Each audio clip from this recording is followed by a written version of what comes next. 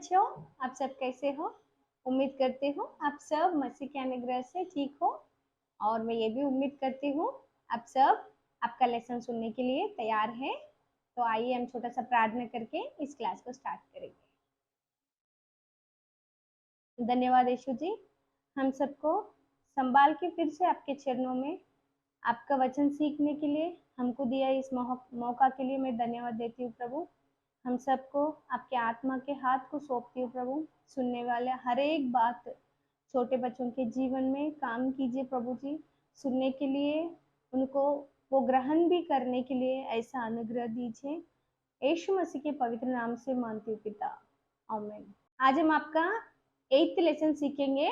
आपका 8th lesson का नाम याकूब, और आप याद करने का वचन आपका मेमोरी वर्स नीति वचन 21 का 2। यहोवा मन को जांचता है। पिछले पार्ट में हम क्या सीखे थे बच्चों? पिछले पार्ट में हम अब्राहम और इसहाक की आज्ञाकारिता के विषय में सीखे थे। अब्राहम को बहुत धन संपत्ति, दास दासी रहने पर भी उनको पुत्र नहीं थे। तब परमेश्वर अब्राहम को 100 ईयर्स 100 साल और सारा को 90 ईयर्स रहते समय उनको एक पुत्र दिया। उस पुत्र का नाम इसहाक था। एक दिन परमेश्वर अब्राहम की परीक्षा लेने के लिए इसहाक को बलियर्पण करने के लिए कहा था। तब अब्राहम परमेश्वर का उस आज्ञा को मानकर इसहाक को लेकर मोरिया पहाड़ पर एक वेदी बनाकर उस पर रखा था। इसहाक को बलियर्पण करने के लिए अब्राहम अपना हाथ उठाते समय परमेश्वर ने रोका था और वहां पर झाड़ियों में फंसा हुआ एक मेढ़ा को लेकर वो लोग इसहाक के स्थान में उसे बलियर्पण किए। इस तरह अब्राहम अपना एकलौता पुत्र इसहाक को भी परमेश्वर के आज्ञा के अनुसार बलियर्पण करने के लिए पीछे नहीं हटा था, और इसहाक भी अपने पिता को पूरी तरह से नम्र हो गया था। इसलिए परमेश्वर इसहाक को और अब्राहम को दोनों को भी आशीष दी। आज आपका पाठ का नाम याकूब है ना? याकूब इसहाक का पुत्र है। हम पिछले पाठ में इसहाक का आज्ञाकारिता, एक अच्छा मन के विषय में सीखे थे। आज्ञाकारिता एक अच्छा स्वभाव और एक अच्छा मन है। इसहाक अपने जीवन में कभी भी अपने माता पिता को अवज्ञाकारी नहीं हुआ, क्योंकि वो अपने माता को और अपने पिता को बहुत प्रेम करता था। इसहाक का पत्नी का नाम रिबका था। परमेश्वर इसहाक और रिबका को 2 जुड़वे बेटों को दिया था। पहला बेटा का नाम एसाव। एसाव लाल था और इनका शरीर रोममय था। रोममय मीन्स शरीर पूरा भाल से भरा था। और दूसरा बेटा का नाम याकूब। याकूब का अर्थ अड़ंग मारने वाला। याकूब एक सीधा मनुष्य और वो तंबुओं में निवास करता था। इसहाक अपने बड़ा लड़का एसाव से प्रेम करता था, क्योंकि एसाव एक शिकारी था और वो शिकार करके मांस लाकर अपने पिता को खिलाता था। और याकूब को रिबका प्रेम करती थी। शिकार का मतलब पता है क्या बच्चों? जंगल को जाकर किसी ना किसी जानवर को खाने के लिए मार के लाना है। एसाव भी इसी काम में रहता था। एक दिन एसाव जंगल को जाकर शिकार करके बहुत थका हुआ घर आया था। तब याकूब ने कुछ दाल पका रहा था। तब एसाव ने अपने भाई से पूछा कि तो मुझे उस वस्तु में से, उस लाल वस्तु में से मुझे कुछ खिला। तब याकूब ने युक्ति से कहा कि तो अपने पहलौठा अधिकार मुझे दे दे। पहलौठा अधिकार मतलब घर में जो पहला पुत्र रहता है उसी को मिलता है। उनके घर में जो भी हो, उनका धन संपत्ति और सारा आशीष भी इस पहला पुत्र को मिलता है। तब एसाव ने उस लाल मसूर की दाल के लिए अपना पहलौठा अधिकार को अपने भाई को बेच दिया। इस तरह याकूब अपना भूखा भाई को खाना देने के लिए उस पर दया नहीं किया, लेकिन उसका पहलौठा अधिकार को युक्ति से और धोखा से अपना भाई का अधिकार को ले लिया। कुछ दिन के बाद एक दिन इसहाक अपने पहलौठा पुत्र जिसे वो प्रेम करता था एसाव को बुलाया और कहा कि हे मेरे पुत्र, तो अपने धनुष और हथियार को लेकर जंगल जाके शिकार करके मेरे लिए मांस ले आना और उसे स्वादिष्ट भोजन बनाकर मेरे पास ले आना। मैं उसे खाकर तुझे जी भर के आशीर्वाद दूंगा। तब एसाव अपने पिता का इस बात को मानकर वो जंगल को शिकार करने के लिए निकल जाता है। तब इस बात को रिबका सुनकर याकूब से कही कि तू जाकर बकरियों में से 2 छोटे बच्चों को लेकर आ, मैं उसका मांस को स्वादिष्ट भोजन बनाकर बनाऊंगी, तो उसे लेकर अपने पिता के पास जाना। और क्योंकि एसाव का जो आशीर्वाद है वो तुम पाना है। तब रिबका और याकूब एसाव आने से पहले ही भोजन तैयार किए और रिबका अपने पहलौठा पुत्र एसाव के सुंदर वस्त्र लेकर याकूब को पहना दी और बकरियों के खाल, बकरियों के स्किन रहता है ना बच्चों, उस पर बाल रहते हैं, उसे लेकर याकूब के हाथ को और गले को लपेट दी, क्योंकि एसाव शरीर पूरा रोम में हेयर्स रहते हैं ना। तब याकूब भोजन लेकर इसहाक के पास गया। तब याकूब अपने पिता के पास गया और पुकारा कि हे मेरे पिता। तब इसहाक ने पूछा, हे मेरे पुत्र, तू कौन है? तब याकूब ने कहा, मैं एसाव हूँ, मैं तेरे आज्ञा के अनुसार किया हूँ, तो इस शिकारी मांस को खाकर मुझे आशीर्वाद दे।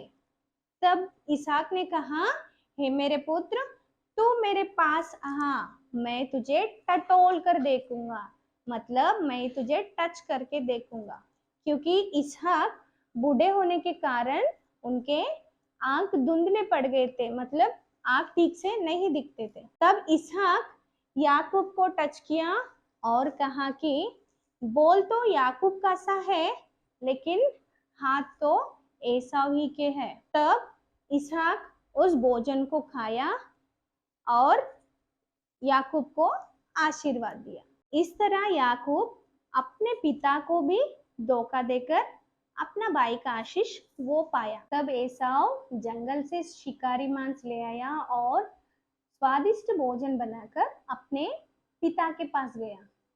तब इसहाक ने पूछा, तू कौन है? तब एसाव ने कहा, मैं एसाव हूँ। तब इसहाक ने कहा, तेरे भाई तुझसे पहले ही आया और तेरा आशीर्वाद तुझसे पहले वो पाया। तब एसाव को बहुत दुख लगा और वो फूट फूट के रोया, है ना बच्चों? बहुत दुख लगता है ना।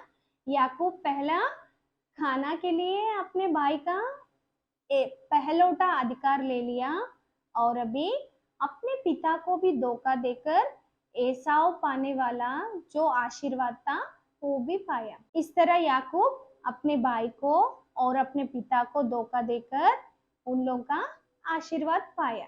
तब याकूब अपना भाई एसाव से अपना प्राण बचाने के लिए वो अपना मामा लाबान के घर हारान भाग गया। ठीक है बच्चों, अभी तक आप जो सुने हैं मैं विश्वास करती हूँ आप अच्छे से समझ गए। अभी हम इसमें से सीखने का विषय देखें। याकूब वो जो आशा किया उसे पाने के लिए अपने भाई को और अपने पिता को दोनों को भी धोखा दिया। एसाव जंगल से बहुत थका हुआ और भूख से आके खाना मांगते समय याकूब ने युक्ति से अपने भाई पे दया करने के बदले में युक्ति से और धोखा से अपना भाई का पहलौठा अधिकार मांगा और उसे ले लिया। आपके भाई लोग आपसे बड़े हो या छोटे हो, कुछ भी उनका जरूरत के लिए आपको सहायता या हेल्प मांगते समय आप उनसे ये नहीं पूछना कि आप बदले में मुझे क्या देंगे। वो आपके खाना मांगे या पेन पेंसिल मांगे या आपका खिलौना मांगे या आपका चॉकलेट मांगे, ये सब के लिए मैं अगर आपको ये दिए तो आप मुझे बदले में क्या देंगे, ऐसा कभी नहीं पूछना बच्चों। ऐसा याकूब के समान युक्ति से या किसी चीज दूसरों का चीज लेना अच्छी बात नहीं बच्चों, ये एक बुरी आदत है। हम किसी को हेल्प करते समय मुझे बदले में क्या मिलेगा ये नहीं सोचना है। हम हेल्प करना एक अच्छा मन से हेल्प करना चाहिए और सहायता करना बहुत अच्छी बात है ना बच्चों। हमारे मन में लालच रख के, अंदर रख के, इस तरह मन में रख के हम किसी को सहायता नहीं करना है। हम एक अच्छा मन से सहायता करना है बच्चों। और याकूब झूठ बोलकर अपने पिता को धोखा दिया। झूठ बोलना बहुत बुरी आदत है बच्चों। हम कभी भी झूठ नहीं बोलना है। अगर हम एक बार झूठ बोलने से बच जाएंगे, लेकिन सच्चाई एक दिन मालूम होते समय सब लोगों के सामने हम शर्मिंदगी हो जाते हैं ना। इसलिए हर समय सच्चाई बोलने का आदत करना है। शैतान झूठ का पिता है बच्चों। वो हमें हमेशा झूठ बोलने के लिए प्रेरणा देता है। झूठ बोलना पाप है।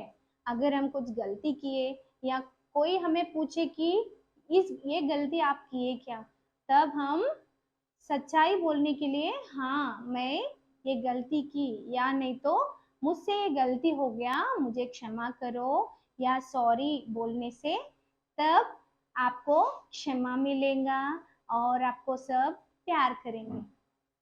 लेकिन शैतान उसके समान हम भी अगर झूठ बोले तो झूठ के पिता शैतान है ना। लेकिन हम शैतान के बेटी बेटा नहीं बनना है। हम यीशु मसीह की तरह हमेशा हमेशा सच्चाई बोलना है। ठीक है बच्चों, अभी तक आप जो सुने हैं मैं विश्वास करती हूँ आप अच्छे से समझ गए। अभी हम छोटा सा प्रार्थना करके इस क्लास को समाप्त करेंगे।